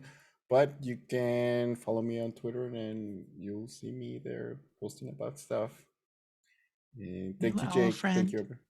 Hey. New owl friend at Paradise. Oh shit! Yes, that's the new thing I got to think. Yes, I get. I'm a new- Alberto. I am in a new show called the Arcane Quandaries of Strixhaven, and it's gonna be in the Paradise Productions RPG channel or Paradise Prod channel on Twitch, and yeah, so I'm playing a buff owling called Alberto.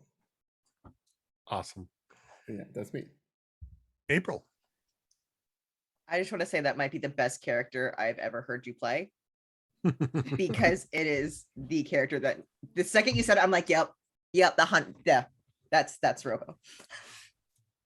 But I'm April. You can find me everywhere at April Raygun. I am the co-founder of Slady's ATL and the program manager of Gehenna Gaming. We're doing all kinds of cool stuff, so make sure to follow us and check us out. Slady's is on a break, but we're coming back with some more cool stuff, a lot of changes, and some surprise content. So make sure to check that out. I'm also on some other things. It's follow me on social media. I don't know where I am or what I'm doing 90% of the time. M. Hello. I had to write a post-it note so I could remember. Hello, I'm Em. You can find me on Twitter and Instagram at Emily Erv. That's EMILYERV. I am on the podcast Day Forge Academy, which we have new episodes every Friday morning. It's a good time. This week is going to be real fun. And Friday is the day for hearing my voice if you're into that, because every other Friday I am over at Second Star Show on Twitch, playing in Second Star to the Right, a D&D 5e campaign. And then on alternating Fridays, we're picking back up, I believe, May 13th. I am playing in an Alien miniseries over at the Initiative Order with some lovely, lovely ladies where we're kicking butts in space, and it is the best time. I'm also the executive producer and a host on 20 Side Stories, an improvised comedy TTRPG podcast. We are on hiatus, but not indefinitely. And yeah, I've also got some other interesting things cooking up. So follow me to find out what's up. And that's me. And last but certainly not least, Fair. I am Fair. I've been a Cursed Storm Slayer, your Oath Glory Paladin, about to kill a fucker. You could follow me on Twitter at Fairbear. Let's see. Time math. Saturdays you can find me over on Rolling D's 20s, 9 p.m. Eastern for Affiliate by Night, our Vampire the Masquerade campaign. This Saturday, May 7th, you can actually find me wherever they're hosting Big Bad Con. I'm not sure where yet. But at 3:10 Pacific for a panel that I'm on. And then just honestly, just follow me on Twitter. I have some other things that are coming up that have not been announced yet, but are super exciting. So that's where you'll know what I'm doing when I'm doing it.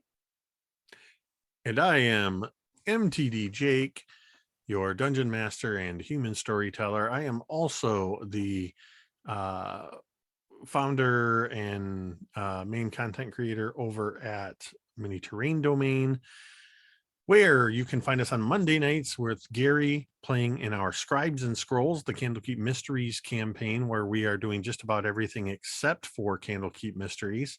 The character stories have completely taken over that campaign, and I am here for it. Also on Thursdays, the long-running Dawnbringers campaign. We are in season 6, The Wild Beyond the Witchlight. And that campaign is coming up on 3.5 years, or is at the 3.5 year mark. And we're still going strong with that one. I occasionally appear on Nerdarchy Live once a month, playing the Wizard Beardomancer, Ordo Wonderbeard. And we are getting ready to wrap up. Our absolute final episode is coming up soon over on Dice on Ice RPG of Curse of Strahd, where I play Eli Lancaster, the gunslinger cleric. And things are not going well. I was dead at the end of our last session, or at least unconscious. And we just announced, with a little bit of a teaser, but Mini Terrain Domain is putting on a new charity initiative starting in June called Call to Adventure. And we're partnering with Game to Grow, and we're going to have an entire weekend from June 16th through the 20th. It's bookmarked by Dawnbringers and Scribes and Scrolls, but we're going to have 3 days of games. And I'm not saying who or what, but there's some people around this table that just might be there.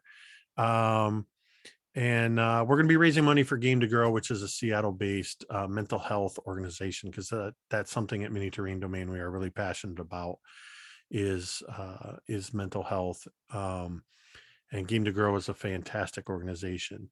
But Call to Adventure is going to be Mini Terrain Domain's new charity live streaming sort of arm, I guess. Under that banner, we will continue to do what we've been doing for 3 years with different organizations. With that, I guess it's time to bid you all adieu as we sign off of our 5th session of Dreadful Tales. See you next week for our finale.